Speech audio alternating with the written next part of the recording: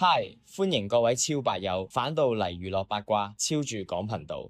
各位超白友擔定凳仔霸頭位，準備好你哋嘅大爆花生未？我係你哋嘅靈魂收割機德哥，今日要同大家講一單震驚全港、花生價格直線飆升、跨越足足15年嘅史詩級、超級無敵大回環回力飆大案。哇！我真係講起都覺得血脈沸騰，激動到個心要跳出嚟啊！大家將個時鐘撥翻去2011年，記唔記得當年全香港嘅娛樂版頭條 C1 封面係咩？就係香港小姐冠軍楊思琦狠飛拍拖9年嘅窮男友李詠豪，暗結北京富商豬胎。當年啊，全香港嘅道德判官、鍵盤戰士傾巢而出，將思琦妹鬧到一文不值，直頭係將佢擺上神壇再凌遲處死，話佢拜金啦，話佢水性楊花啦，話佢貪慕虛榮啦，連嗰個成日喺電視度教人煮熱、粗聲粗氣嘅老爺李家鼎爺仲要行出嚟爆粗狂嗡，話個女仔嫌佢個仔窮。當年嗰個社會風向，簡直係將楊思琦浸豬籠咁滯，直頭係要佢永不超生啊！但係點估到15年後嘅今日，真係2026年，呢個世界竟然會發生一件咁荒謬、咁黐線、咁反轉嘅事？李家內部核爆級大分裂，李詠翰嗰啲咩不孝錄音大曝光，仲要涉嫌盜用阿媽施明章信用卡去瘋狂還卡數。哇！呢個極品大廢柴嘅真面目一揚開，全網即刻叮一聲，成個香港嘅網民好似被人刮咗一巴咁醒晒，大家先突然間如夢初醒。喂，等等先，停一停，諗一諗，如果李家係一個咁恐怖嘅無底深淵，有一個咁樣吸血吸到骨髓都唔放過嘅大伯，有一個咁燥底喐啲就聲大夾惡嘅老爺，再加個鵪鶉到極點，連阿哥打自己都唔敢反抗，毫無主見嘅男朋友，咁當年思琦妹喺入面捱足9年，佢到底過緊啲咩非人生活啊？呢單嘢簡直係娛樂圈史上最強、最血淋淋嘅洗底神蹟。今日德哥就同大家一齊剝花生剝到手指損，深入解剖呢個李家精神病院嘅恐怖日常。好啦，極速同大家重溫一次呢單陳年花生點樣喺2026年翻炒出宇宙新高度。話說當年思琦妹同豪仔分手，個個都以為係女方貪錢，搭上個咩前跳水隊員吳帥。思琦妹當年自己硬食晒啲鬧，谷底反彈，死忍爛忍做單親媽媽，自己跑商演賺錢養家。點知去到最近，李詠翰呢位長期良美兼專業飲酒炒事員嘅大少爺，竟然同老豆鼎爺細佬豪仔全面決裂。豪仔爆出嚟話，發現阿媽思明自從2022年做完開腦手術，一直都係奄奄一息，瞓喺張病床度。但係佢張信用卡竟然仲有源源不絕嘅不明簽賬。哇，大佬啊，你阿媽開咗腦瞓喺度啊？難道佢半夜會用意念去網購咩？難道佢會靈魂出竅去碌卡買名牌咩？豪仔極度懷疑有人利用長輩嘅名義盜用信用卡洗黑錢，委託埋律師同會計師去查閱結單。你哋知唔知呢啲係咩罪？根據香港法例第210章盜竊罪條例第17條，以欺騙手段取得財物，最高可以判監10年。如果用他人資料申請或使用信用卡，意圖導致另一人蒙受不利，觸犯第16A 條欺詐罪，最高可以判14年啊！呢個唔係家暴咁簡單，呢個係刑事啊，大佬，仲未完啊！豪仔仲爆料話，原本打算帶鼎爺去銀行，將鼎爺個200萬定期戶口轉做兩父子聯名，要雙簽先攞到錢，等啲錢穩陣啲。點知定期一到期，就有人懷疑係李詠翰或者大嫂夾咗鼎爺去銀行強行撤回申請，將啲錢褪翻入鼎爺個人戶口，搞到鼎爺啲棺材本都幾乎冇埋，要問朋友借錢度日，再加埋啲咩不孝錄音。李詠翰原來由頭到尾都係一個攤大手板，問阿爸攞錢使細佬錢，食人唔起骨嘅終極二世祖。網民即刻拎翻當年思琦妹接受周刊訪問狂訴李家10宗罪嘅報道出嚟，對一對，哇！原來當年句句真理。當年個個當思琦妹講大話轉移視線，依家先知原來佢講嘅只係李家瘋人院嘅冰山一角。嗱，我哋依家就逐個離譜位同大家拆解，你哋自己代入去諗吓。如果你係楊思琦，你有冇可能忍到一日？我唔講9年，我問你忍唔忍到9日？第一個離譜位係要女方貼錢搬屋養全家。當年思琦妹爆料話，大家由西貢搬去九龍塘同住，思明同李永漢兩母子竟然要求思琦妹支付全屋搬運費。黐線笑！你估楊思琦係搬屋公司代言人啊？你哋成家大細大包細包搬屋，關個未過門嘅女朋友咩事啊？有網民話得非常之啱，連裝修同搬遷費都要問條女攞，即係變相要思琦妹出糧養埋你個廢柴大伯啦！人哋係港姐冠軍，唔係你李家嘅免費提款機啊！仲有啊！第二個極致荒謬嘅位就係傳說中嘅空氣小姐待遇。思琦妹話自己喺屋企，思明同李永漢對佢不瞅不睬，直頭當佢透明，比對街外人仲要差。最搞笑最荒謬嘅係咩？屋企請嗰個印傭竟然只係服侍思明同李永漢。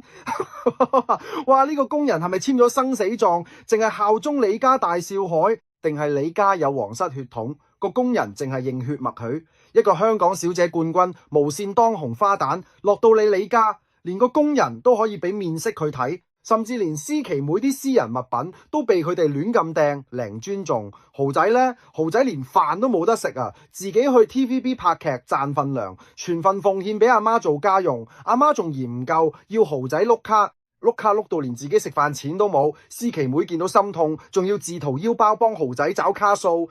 我真係想問一句，當年話楊思琦拜金嗰啲道德判官，你哋對眼係咪生咗喺腳趾尾度啊？楊思琦當年喺 TVB 3個黃金時段都有劇出，紅到發紫。如果佢真係拜金，大把富豪排隊等住包佢，送樓送車啦。屎鬼喺你李家貼錢幫你個仔找卡數，仲要忍受你個大食懶阿哥日日喺度發酒癲咩？最黐線、最令人心寒嗰個位啊係思琦妹親眼見過李永漢打豪仔，兩兄弟嘈交，李永漢癲起上嚟打到豪仔差啲斷手。思琦妹作為女朋友去勸交，豪仔竟然同佢講唔關你事，你唔好理。哇，大佬，我睇緊大時代定義不容情啊！有知情人士爆料話，豪仔當年做過黃日華童年，即係演義不容情個丁有健，搞到佢現實生活都真係以為自己係丁有健，乜都要死頂，乜都要讓俾個阿哥。你以為自己係丁有健啊？你阿哥真係丁有康啊！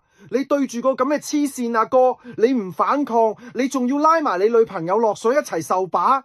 呢種男人裙腳軟弱，毫無主見，只係識得迴避問題，完全無能力保護自己嘅女人，真係倒貼送俾我都唔要啊！各位觀眾聽到呢度，你哋把火係咪已經燒到上天花板？嗱，依家即刻同我表態，如果你覺得李家呢個原生家庭根本係一個有毒嘅沼澤，一個18層地獄，思琦妹走得快好世界，豪仔太軟弱，抵佢死嘅，留言即刻同我瘋狂打1。如果你覺得無論李家幾癲幾變態都好，思琦妹拍拖9年走去派舞，一腳踏兩船，仲要有埋唔碎個 BB， 點都係有錯，唔值得洗白嘅。留言同我打2，即刻打！我要睇下大家啲價值觀去到邊，睇下有幾多道德魔人仲喺度死撐。我哋真係要單獨攞李永漢呢個人出嚟鞭屍，因為佢真係香港寄生蟲界嘅天花板。有認識李家嘅前 TVB 幕後爆料，話李永漢根本由細到大都係一個瘋子。以前識佢嗰陣，佢出街食飯一定要食最貴嘅嘢，但係永遠唔帶銀包。每次食完飯拍拍屁股就走。當細佬豪仔係人肉八達通，老馮要豪仔埋單。豪仔自己份人工都唔高，平時好慳儉，但係對住個阿哥就一句怨言都冇。最諷刺嘅係咩啊？大家記唔記得2016年李永漢無啦啦話要參選立法會九龍西直選，當年佢個政綱寫得幾咁冠冕堂皇啊？話咩反對打壓言論自由，爭取公投，要取消 TSA， 仲要幫年輕人爭取免息首期貸款上樓。最爆笑嘅一句，佢當年接受訪問話，身為家長嘅我不想兒子有恃才工作，所以不正確嘅官員要馬上下台。哇哈哈哈！德哥，我真係笑到肚痛啊！你話你不想兒子有恃才工作，結果你去到2026年，你咪又係攤喺屋企等阿爸養。有網民恥笑佢，佢當年抗爭成功後，佢堅持到底唔做嘢，只係抗爭對象由特區政府變成咗佢老豆李家鼎啫嘛。一個連高中都未畢業嘅人，學人講政治講教育，日日淨係識得飲酒，飲到周身走氣，將個屋企搞到烏煙瘴氣，天台漏水，竟然屈斯奇梅俾維修費，佢自己唔返工，仲要將啲脾氣發洩喺細佬同細佬女朋友身上。呢種人用廢柴兩個字嚟形容佢，都簡直係侮辱咗柴啊！起碼下一柴都可以生火取暖。李榮漢呢個人只會吸乾身邊所有人嘅骨髓。有網民就精準吐槽：大嘅癲，細嘅鵪鶉，老嘅燥底，對足九連人都黐線啦，真係頂你個肺！仲有網民用數據分析，公司又要對住兩仔爺，屋企又要對住兩仔爺，楊思琦喺 TVB 嘅人生幾乎俾晒李家。更加有英文留言一針見血 ，Men be calling women gold digger when they have no gold to be dug。男人自己冇金俾人掘，就成日屈啲女人係掘金者。呵，講得太好，太中英啦。當然，亦都有一班死硬派網民，即係頭先打二嗰班啦。佢哋堅持道德高地，咬住唔放。女方拍拖時期，一腳踏兩船，也算不上什麼好女人。未婚懷孕，仲要屈人出軌，中出。使乜敗？甩咗一個仆街，係去另一個仆街。正正因為屋企 toxic， 仲要識件更 toxic 嘅吳帥，蠢到隻豬咁。呢啲網民講得冇錯，楊思琦當年揀吳帥的確係行咗一步極度肉酸嘅爛棋。但係我哋要用深度、用心理學去拆解呢件事。點解一個堂堂香港小姐冠軍會行呢步絕世臭棋？你估佢真係天生蠢到隻豬咁咩？錯。呢個係典型嘅沉沒成本謬誤 （sunk cost fallacy），加上極度絕望下嘅自我毀滅式逃生機制。大家試下幻想一個畫面：一個女仔20歲出頭，將人生最青春、最靚、最有價值嘅9年，全部揼晒落一個男人身上。佢每日返到屋企，面對住一個當佢透明嘅奶奶，一個唔返工仲要打細佬嘅大伯。同埋一個只會講阿媽話阿哥話嘅男朋友，佢想結婚，豪仔話一切從簡冇計劃，佢想生仔組織家庭，連買樓首期都冇，因為啲錢去晒幫阿哥找卡數，幫李家俾搬屋費。